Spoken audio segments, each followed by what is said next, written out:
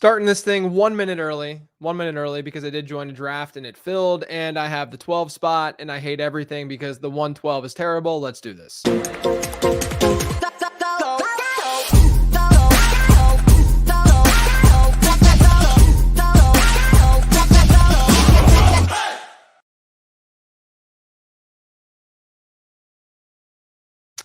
I hate the 12. I got the 12 yesterday, last night. One of the worst experiences of my life.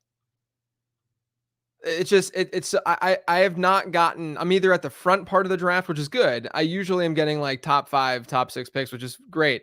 I very rarely am getting 8 and 9 in Best Ball Mania. And when I'm not getting 8 and 9, or if I'm not in the front, I'm always getting the 1-2 turn. We're gonna have to get weird. We're gonna have to get crazy. Maybe we take a Mahomes Kelsey stack at the 3-4. Because there's just not a lot going on in that range unless someone crazily falls. But how's everyone doing? Probably better than me after getting the 12 spot. Chris, good afternoon to you as well. Good to see you. What's up, Jaquan? Chalky so far. So we're looking at, like yesterday, I went Jonathan Taylor and Jalen Waddle at the 1-2 turn. Just drafted from the 1-2-3. Oh, the 12th. Yes. I would hate the 12th as well because I have it now. It's terrible. 12 spot's awful. Might swallow some chalk. We'll see what's going on. The problem is if we're thinking Mahomes Kelsey at 3-4, we need to go wide receiver. Because if you go running back with one of these first two picks, it's tough scenes. So this will be Puka, and then we just hit this wall. We could also open things up with like Nico.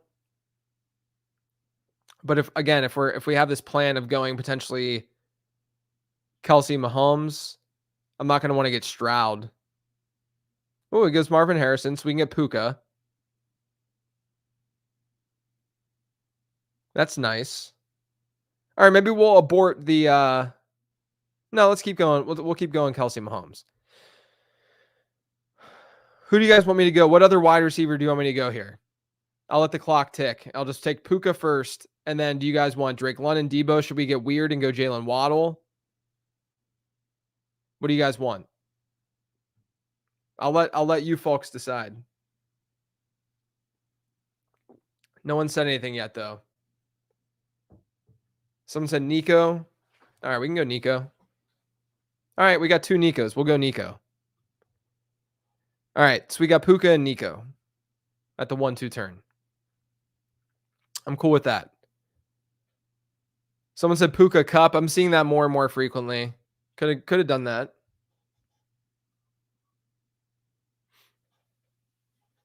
How's everyone doing?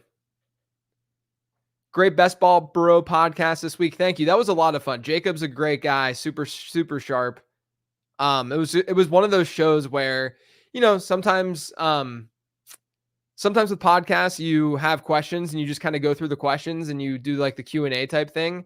But then sometimes, the show goes in a direction where you can have like a legit back and forth about stuff and spend a lot of time on these individual questions and kind of go in different directions that you didn't intend them to go. I always like when that happens. It happens a lot on like late round perspectives I've found, but I really liked having that conversation with Jacob. I thought I was hoping that it would come across and you guys would enjoy the show. Even if you're not into best ball or that much into best ball, I think that season long managers could take something away from that discussion, or hopefully. Is this 3 wide receiver? Yeah, this is a best ball draft. 1 quarterback, 2 running backs, 3 wide receivers, a flex, tight end, 18 rounds. These drafts will be wide receiver heavy for a lot of research related reasons. Chris says just a couple dozen more drafts to go. Is that best ball or your managed leagues? What's going on, Beefcake? Good to see you. I always love seeing the same folks jump in. Pretty running back heavy here. Love the becoming a best ball bro episode today. Probably my favorite cold open you've done so far. Nice. Nice. Yeah, we got to talk about trash television. Yeah, Kyron into the second round here. I mean, we're gonna see a potentially. Yeah, I guess these are the wideouts that will generally be around, but it's not like Olave has been falling more. I said it yesterday. I'll say it again. I don't really totally get it, but I do at the same time because it's a pretty flat tier. But like Justin Jefferson went 101, so.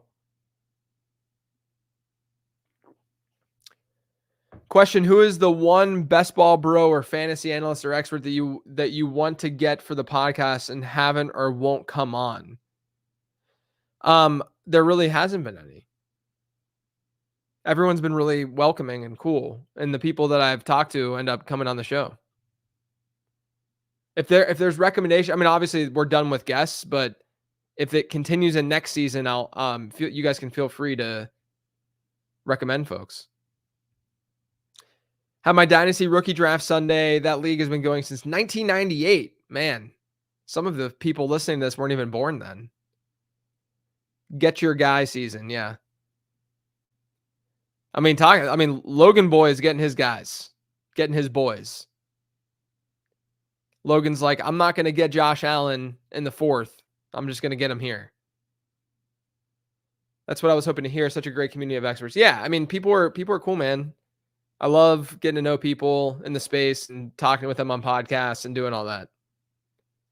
It's one of the best parts of this gig. So you just go and you talk ball with people on the internet. I mean, come on. But Jacob definitely has like the game theory brain in the way that like I think about game theory, and so it's easier sometimes to mesh with that. Not to say that any of the other guests are bad. It's just that there's just certain people in your life that you just have an easier time kind of talking to and riffing off of, and Jacob was that for me yesterday. How much Josh Allen and Kincaid do you have? It's been the hardest stack to get all offseason for me. I have a lot of Josh Allen, or a decent amount of Josh Allen. I shouldn't say a lot, because I don't have a lot of many quarterbacks, especially early rounds. But it's been hard for me to stack for whatever reason. Like I don't have as much Kincaid as I probably should or what I would want. So yeah. All right, we'll see what happens here. If we get a falling Houston guy, it's going to be tempting to just go that direction and then get Stroud in the 6th. And we probably will, unless they just go back to back here.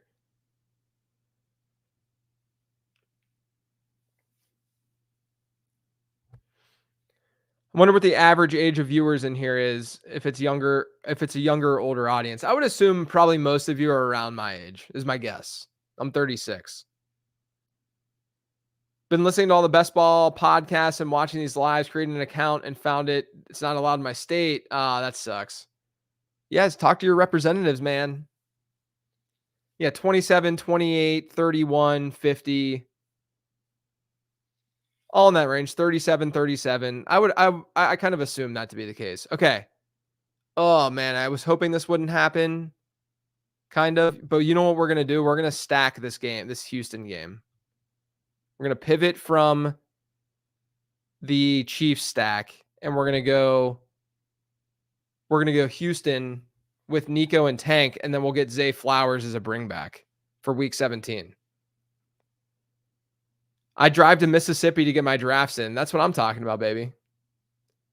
Did you do any pup cups? No. I don't know what the pup cups are, to be honest with you. Which contests are they? Talking puppy? Should have gone Zay. I went Zay, JL. I got Zay in the 4th. Oh, PGA playoff best ball? No. That's why I don't know what you're talking about. No, I didn't. I like golf as an amateur fan. Like I've played golf my whole life, watched golf for a lot of my life, but I'm not like a hardcore golf enthusiast.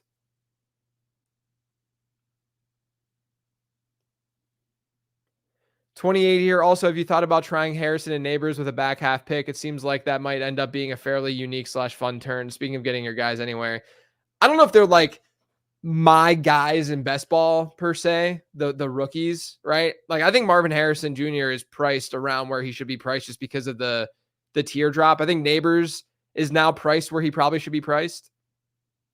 Jalen Waddle is more so my guy, I think, out of that like if I'm gonna reach for a Neighbors type, it'd be more Waddle. JL's a 30-year-old. It's really bizarre. I started in the fantasy industry when I was like 23, 24, and I was like the young, disruptive dude, right? Like I'd go to the FSGA conferences and be the one that could just like, I'd be like hanging out, going to the bars, everyone's just hanging out. Like I'm the young guy. And then I go to the Fantasy Football Expo this past week and I didn't drink a sip of alcohol because I'm like, I'm too old. This is my this is my time to chill out a little bit, get some good sleep. You know, I can sleep in a little bit.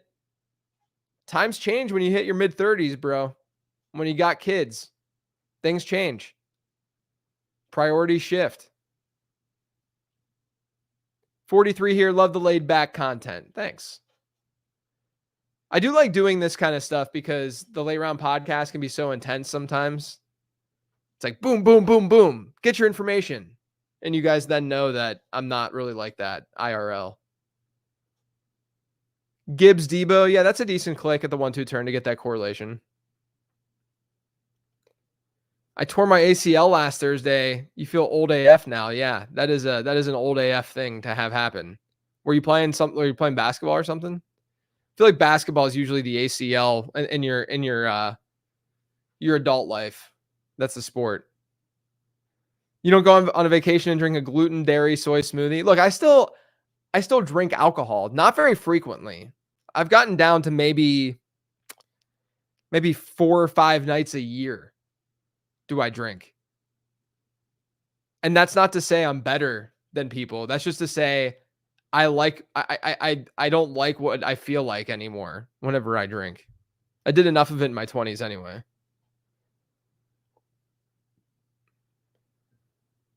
If you were like that, the move to Charlotte would have been impossible. It's not a place to be mega type A. I would agree with that. Pretty laid back city. I mean, you got the finance bros. No offense to the finance bros out there. They're a little mega type A, but they're more clicky. I'm in the burbs too. The burbs, you don't get it at all. Playing soccer on some bad turf. That sucks. Oscar's 40s. I think I was right. I think that we're hovering around the average being around my age. All right, here we go. So we're going to have to get Stroud. And then we can go Mixon Stroud and just go Houston Nuclear. I like the sound of that. Christian Kirk went after Worthy in this draft. Are you buying the dip with the route share concerns? The dip isn't like so significant enough for me to be like, I got to buy this dip. And I had enough Kirk. I have enough Kirk to feel comfortable with it. Look at this Houston stack. There's a heavy Houston stack.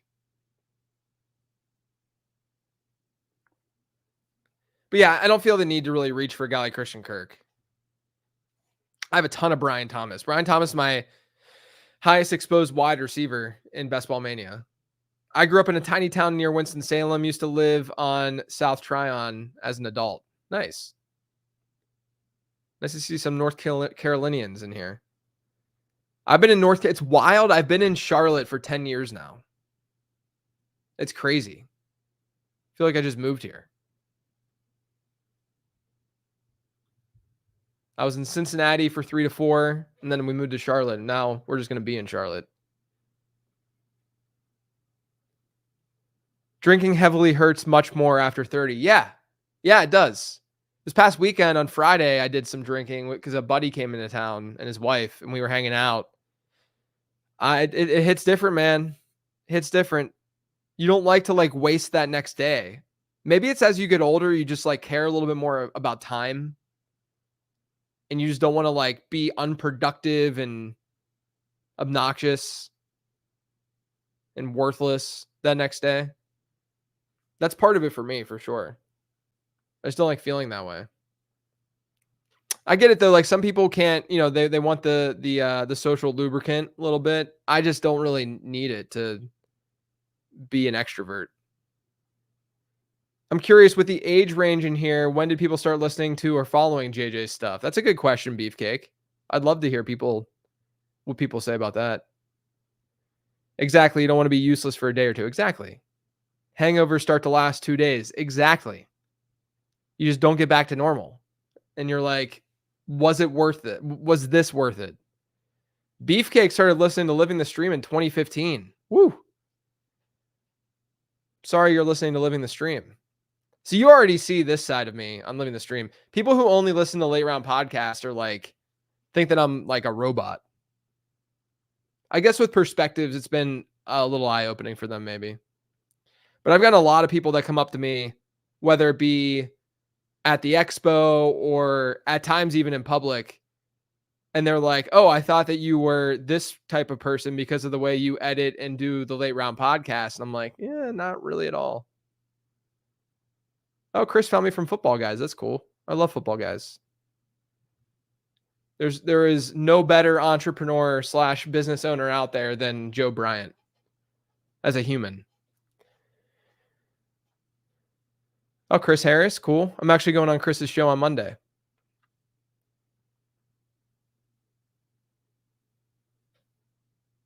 Probably 3 years ago, a little bit 2 years with Late Round, and now hooked on Best Ball Bro. I love to hear that.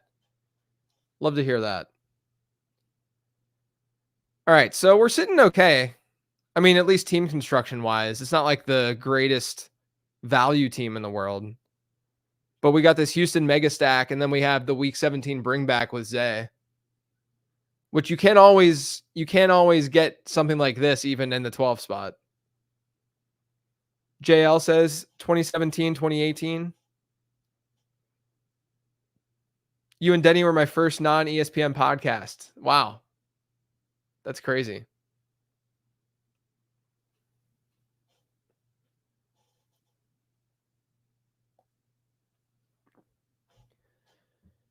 All right, let's see what's going to be available. This is also the problem with this spot is that the 7-8 turn is horrendous usually. Sometimes you get a falling like Evan Ingram, but man, it can be. I don't like Ramondre Stevenson or Zamir White or DeAndre Swift. I mean, Mostert's fine, but then you're reaching. The wide receivers are so iffy. I'm probably going to have to take a chance on like a Jamison Williams if he's there. It's just so ugly here. So ugly. There goes Ladd. It would have been nice to see Ladd fall. There goes Burrow. I think we take a chance with JMO.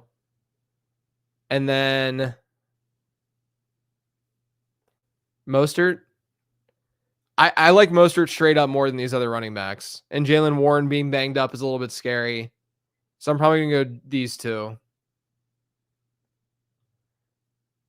Do I feel great about it? Of course not.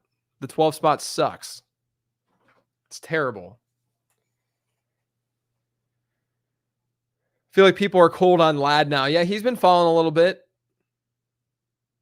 Mike from the Footballers put me on JJ referencing some of his content that I found very helpful, and that's awesome. I love those guys. When was the first Living the Stream podcast? I think 2013. Maybe 2014. Denny is a nut to watch. How is he in real life? Denny is awesome in real life, just as awesome as he is online. He has just as much energy in real life. Like he's the same dude.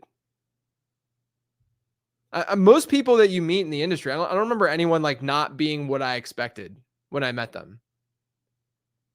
Came here from ETR about 2 years ago. Love their show and yours. Yeah, ETR is great. Got really good friends over there. You think 12 is better in redraft? Maybe a little bit. I like Mostert the best of those guys too. Yeah, I mean, I just think the contingent upside's still there. The offense is obviously better. So I'll just go that direction. Per the Living the Stream website, end of 2012. Yeah, that does make sense. Because it was when Denny's son was born. We did one episode at the end of 2012. The last, I think it was like the last week of this. I don't know why we kicked it off then, but then it started to get bigger in like 2014, 2015. And now it's not really that it's like a massive show, but the audience is very dedicated, which you could argue is better. Like I kind of like the way that we have that set up now. Is that we know the audience understands who we are, what we do. We can just have fun together. Like all of us, not even just me and Denny, but like the audience is like in it. It's like you guys are like doing the show with us. I was excited for Zamir White at the beginning of the year, but now scared off completely. Feels like Miles Sanders for me last year, and now Miles Sanders is dead to me. Yeah, I mean, I've been off of Zamir White since basically the start of May.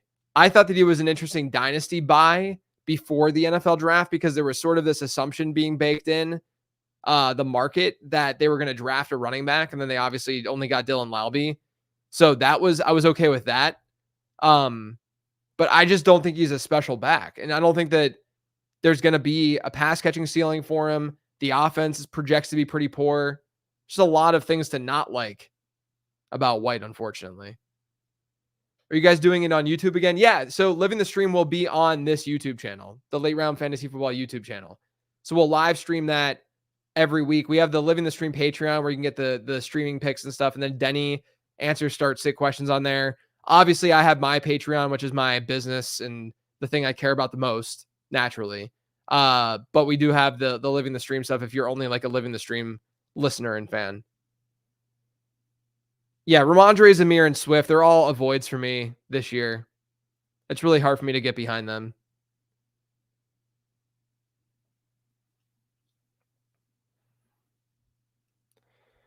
All right, so we'll see what kind of running back falls. This could be Tajay Spears range. I have a ton of Spears. There's not going to be an obvious wide receiver necessarily. Don't really want to get Dallas Goedert. This is why this range just sucks. This draft slot.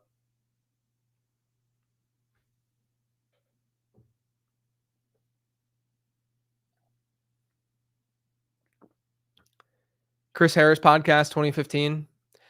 Yeah, Harris really like paved the path of like being a solopreneur, solo content creator in the space and being able to make a living off of it and run a business off of it. I told him that last time I was on the show, I think, or at least beforehand, like, or no, on Late Round Perspectives this past year when he came on. All right, so we're looking good with probably a double tap running back and then a 5 running back build. Just get one late. Because I don't really care for the tight ends. I could go Love Dontavian Wicks, which is kind of intriguing. What do you guys think? I don't have that much time. If anyone can say something in chat, I kind of want to go Love Wicks and then get like Musgrave.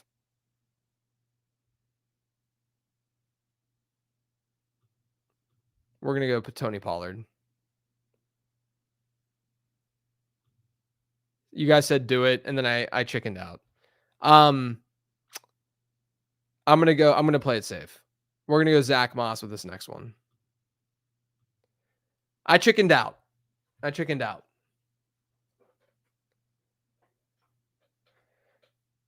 got too scared at the last second. Don't have any Minnesota players either. You know.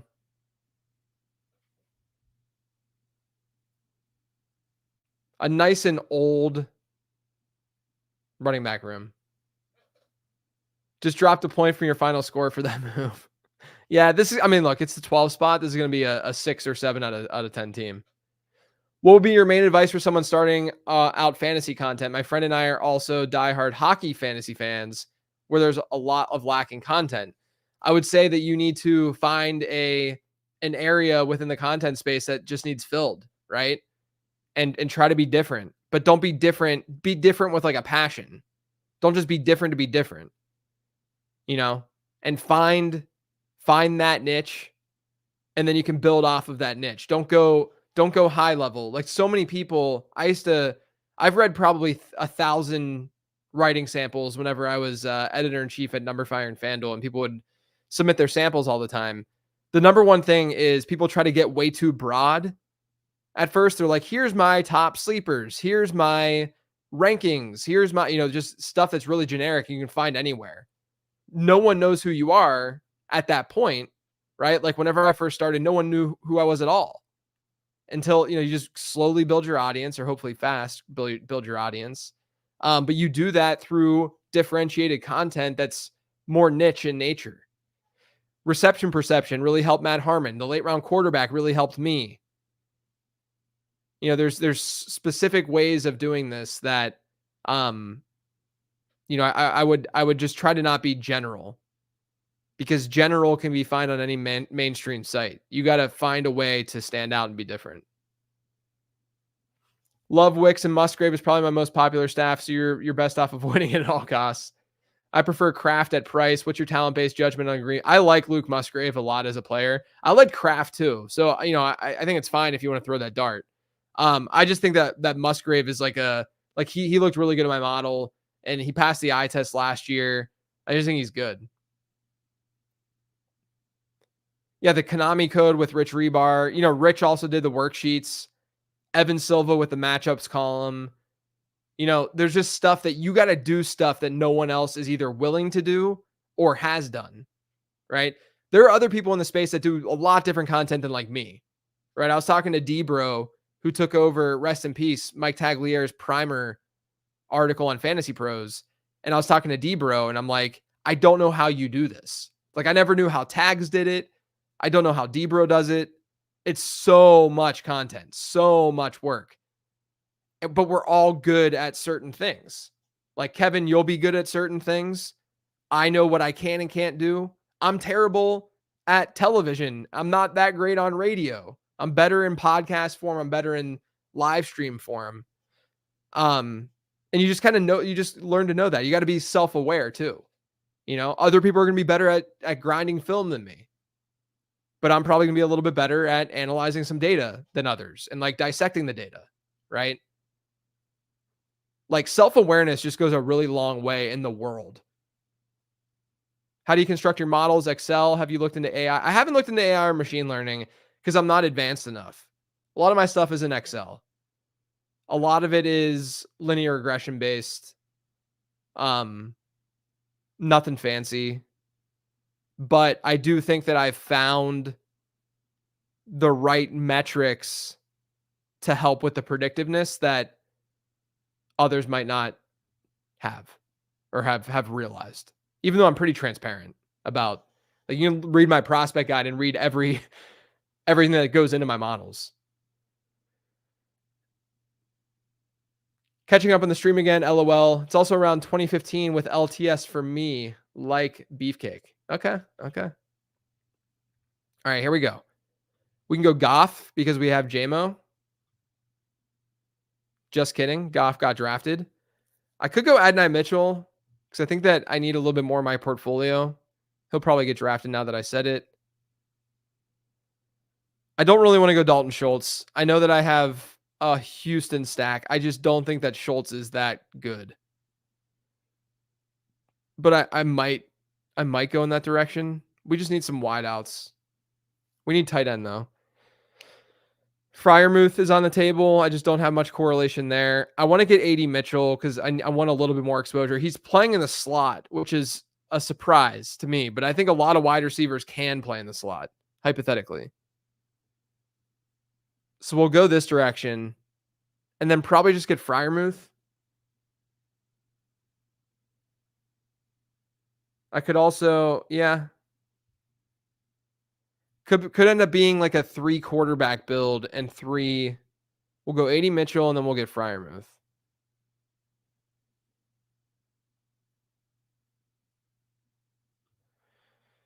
Ugh, what an ugly team. Yeah, I know. I got a lot of week 14 buys at wide receiver. That's part of the problem with the Ravens Texans stack is that they have the same buy. I just assume most people probably found you through the David Kitchen beef. I love that.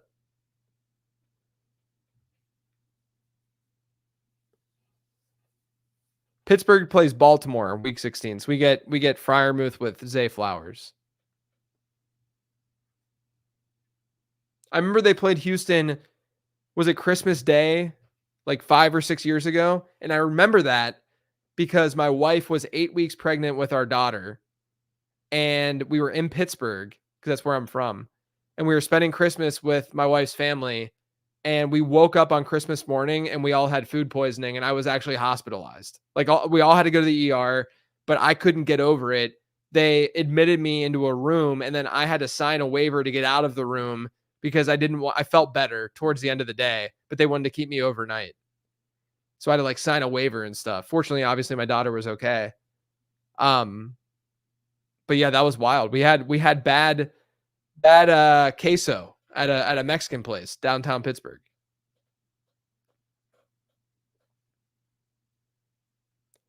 Love BBM, but do you have any plans for any redraft streams? Yeah, I'm doing the redraft streams for patrons. I did one last week where I drafted a team, a real team that I'm going to manage. So I'm doing the real the real redraft stuff, season long stuff for patrons. I might do one more before the season starts. My week this week is just wild. I have so many shows just booked up, and then my kids are home on Friday for the last weekend of their summer. And then school starts next week. Things slow down a little bit, thankfully. So I should be able to do one next week.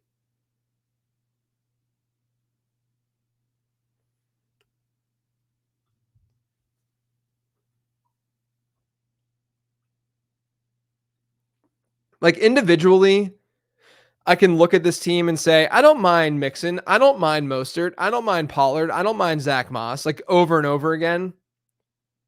But then I'm like, there's no one that is a value. Like it's just tough. This spot is just tough. Get that family time, man. Yeah, I always try to get that family time. I got to still work a little bit on Friday, but they have an in-service day at their daycare / summer camp. And then we got the weekend, got some drafts this weekend. Excited for that. But yeah, family stuff always gets priority. I mean, obviously it's my job, so I have to do work, but all right. Let's see who we'll get here. Don't really have, I mean, we can get Stafford. Where did Cup go? Yeah, Cup went back here. They have Mahomes and Lawrence. So Stafford doesn't make any sense for this team. These teams have two. This team has Jalen Hurts. So it comes down to this pick right here with Stafford. A Stafford Michael Wilson turn would be chef's kiss. But just getting Stafford would be good for the build in general. Stafford would make it a two quarterback build with 3 tight ends.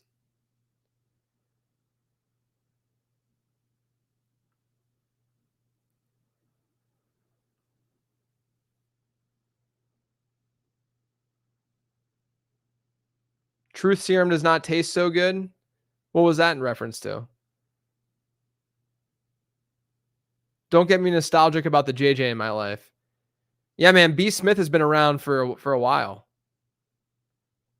Come on, don't snipe me, bro. Because there's no one that fits better than these two guys for this build. And I need a break with being in the 12 spot.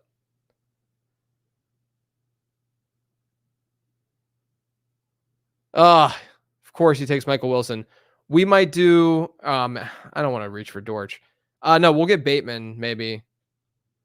There's just so much week 14. I'm a little bit worried about that. We're definitely going Stafford. Maybe get our last running back. I'm not getting a ton of Chuba. I just think he's a little bit overvalued. I think the upside case is like crazy for Braylon Allen. And this is a room that could use that. I know that there's a discount because he wasn't even getting drafted at some points in this offseason, but you're looking at the rest of the running backs. Let's go Braylon Allen. A little bit early. No, I'm not really that into Xavier Legette.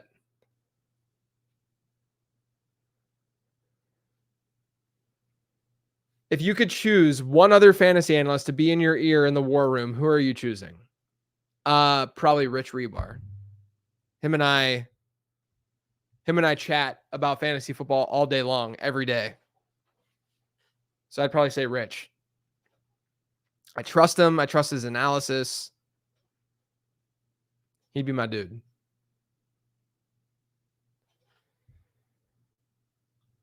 All right. So we're done with running back and quarterback. We're going to need some tight end dart throws and a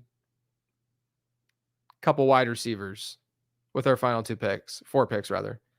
2 wide receivers, 2 tight ends.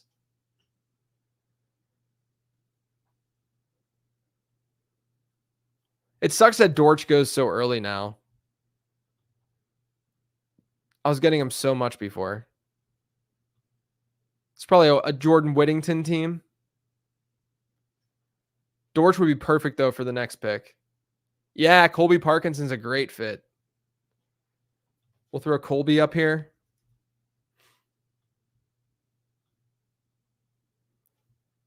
We'll get him in the 17th, hopefully.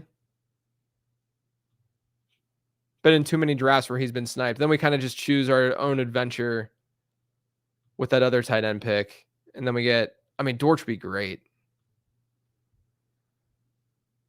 We're just so far away. Dortch's ADP is technically right at my next pick. When you do your data dumps, how do you come up with the stats you post? For example, what made you look into Debo's target share against the Seahawks, which was really high that week? I don't know. It's how my brain works. I think that when you just do this a lot, you just kind of know what to look for to come up with good nuggets and interesting nuggets. But when you see in a given week, like, a crazy high target share or a crazy low target share, and you're scanning what happened that week, you call it out. And then, I have data that I can look back to and say, oh, this is the first time that this happened, blah, blah, blah, blah, blah, when it seems like somewhat of an outlier. But a lot of it, like a lot of data discovery, in my opinion, is like knowing ball to begin with. Like if you have a general idea of like what happens in football and what's normal for this team and what's normal for this player, it helps you then dig deeper into those trends and stuff. Do you watch the Red Zone channel on Sundays, or do you swap between games? I got Red Zone. I got the quad box going, but Red Zone is the main attraction. And then the next week, I watch all the games as I work. I'm not grinding film, but I have it on in the background so that as I'm working and talking about these guys on my podcast, I don't sound like a complete and utter moron. I have context for what I'm saying, So for the Chargers, with Chark being hurt, QJ not being good, is it all on Ladd and Hurst, maybe some Rice sprinkled in?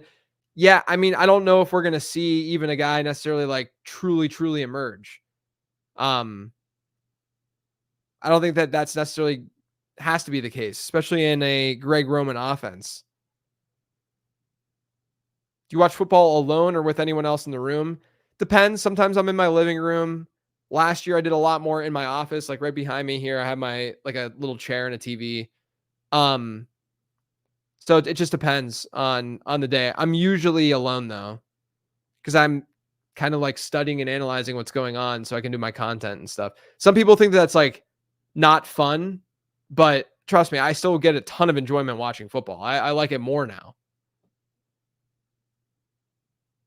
What are some players you aren't that high on in redraft that you have a lot of shares in BBM? I don't think there's really any. Whoever I talk about in like the draft guide, more so from the standpoint of targeting, I am also targeting them in Best Ball Mania. Now, there are players that I might avoid who I have some shares of in BBM, but even still, there's still an overlap. Like I don't have that much Zamir, Ramondre, DeAndre Swift, that kind of stuff. If you have an elite tight end, do you ever draft a third tight end? Usually not. Sometimes I do, but usually not. Greg Dortch just went. You got to be joking. You got to be kidding me. All right. Ooh. Let's go Isaiah Likely for one of them. That's a nice correlation pick. And then let's just hope that Parkinson makes it back. DeMarcus Robinson. Let's do that. I still think Robinson's the 3 for the record.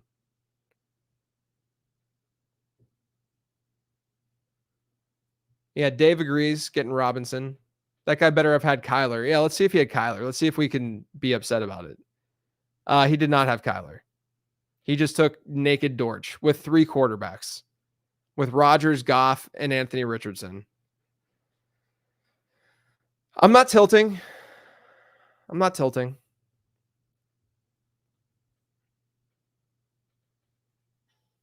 12 spot is very brutal. I at least think that like this team makes sense. Like look at Whittington just went. I'm glad that I got Robinson. I think this team makes sense structurally, like the build, but there's just the players are just, you're just like, whatever, right? Like you're going to get a 6 out of 10 team out of the 12 spot every time. In what round is Zamir White a value or Ramondre? I mean, you can look at my rankings. I don't really answer that kind of thing. I'll just say like I have Zamir White as like a running back 33 maybe. Ramondre is 4 or 5 spots in running back rank below ADP for me. Round is always tough because every draft is largely different. You know, best ball is different, but you know, if we're talking best ball, I can answer it more directly. But you know, as it translates to any league, I like to look at positional stuff.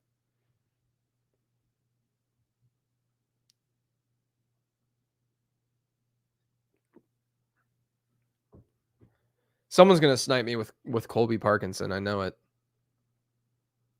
Oh, with best ball, Zamir White, I would take. I mean, I still have all of these running backs basically over him, like in this range, where Devin Singletary goes. I mean, but I'm taking Tajay Spears over him. So a couple rounds for White. Ramondre is more, you know, I've gotten more Ramondre than I have Zamir. Are the rankings updated? I update them on Thursday to Friday, but there's not going to be that dramatic of changes.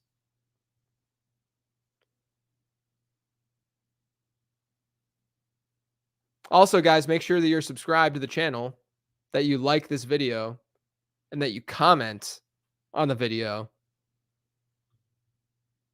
It goes a long way. I don't know. We got this Houston-Baltimore stack at least. And then we got some Rams. I don't love anyone on the Cardinals this late now that Dortch is gone. Are your rankings public? No, they're on Patreon. They're also in the late round draft guide, which everyone listening right now, the late round draft guide you can get for free by just signing up on Underdog and depositing $10. You get the deposit offer and a free late round draft guide copy. The late round draft guide is $25. So you're saving $15 if you want to min deposit, which I think you should deposit more if you can, because playing best ball is fun. But you can get a free late round draft guide. And I know that some of you are already on Underdog, but I got to shout it out.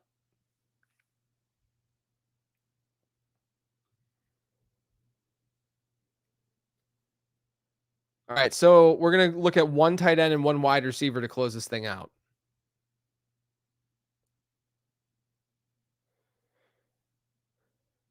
Anyone have a favorite wide receiver in the last round? Well, Malik is fun. We can go Malik. We can go Johnny Wilson. I don't really care about correlation that much. We can go Luke McCaffrey. We can go Jalen Naylor, which is what Jacob Sanderson mentioned on the show today. Tim Patrick. Brendan Rice. Whoops.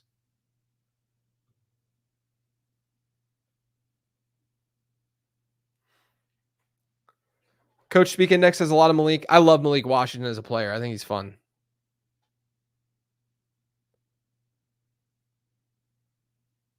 I might go Malik. Get a little bit more rookie action in this lineup. Plus, they get Houston. Miami gets Houston in week 15. I swear, if this team gets Parkinson with Sam Laporta and Kyle Pitts, I will rage. I'm going to get Malik. We're going to go Parkinson and Malik Washington.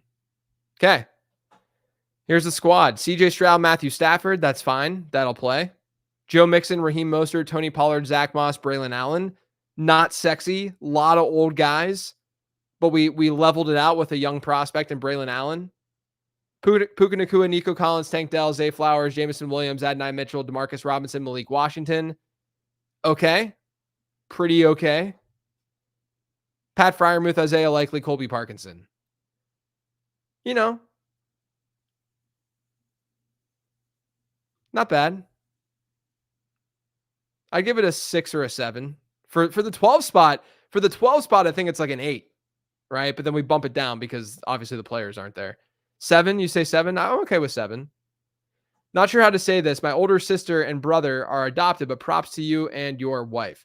Look, the adoption stuff, I'm very open about this, but the adoption stuff to me is because for those of you who don't know, we adopted my son last year. He just turned 20 months old and he's the greatest.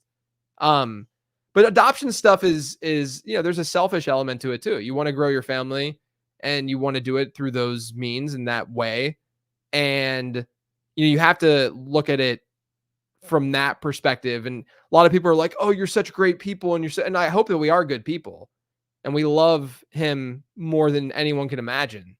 But there's an inherent selfishness to adoption that often goes unnoticed in situations like that, because they just think that you're only doing it to save a child. And that's not the case at all. And we have a great relationship with his birth parents and it's awesome. And he's loved and he's the best, man. He's the best. So shout out to CJ. Shout out. He's the man. Good entertainment value, no matter the draft slot. On that basis, 9. I love to hear that. Jalen Hyatt. Yeah, you can go Hyatt. He's another player that you could throw out there. You also get the correlation with Adonai Mitchell.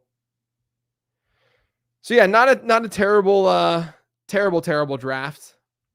As they say, we landed the plane. Roshan going so late is really interesting to me. I feel like he should be going ahead of Justice Hill and Damian Pierce. Pierce, though, is interesting if they do cut him. What if he lands in Dallas? They'll screw everything up. Anyway, that's the show. That's the stream. Appreciate all you guys for tuning in as usual. This is the last stream of the week, though, because like I said, Friday, I can't do anything. Kids are home. Tomorrow, I have a lot going on. Just unfortunately, won't be able to hop on. So busy week, busy weekend, fun weekend. I hope everyone crushes their drafts this weekend. Enjoy some family time. Enjoy your friends. Enjoy life. Try not to sweat the small stuff. Really easy to sweat the small stuff, but try your best not to. I'll catch you guys hopefully on Monday.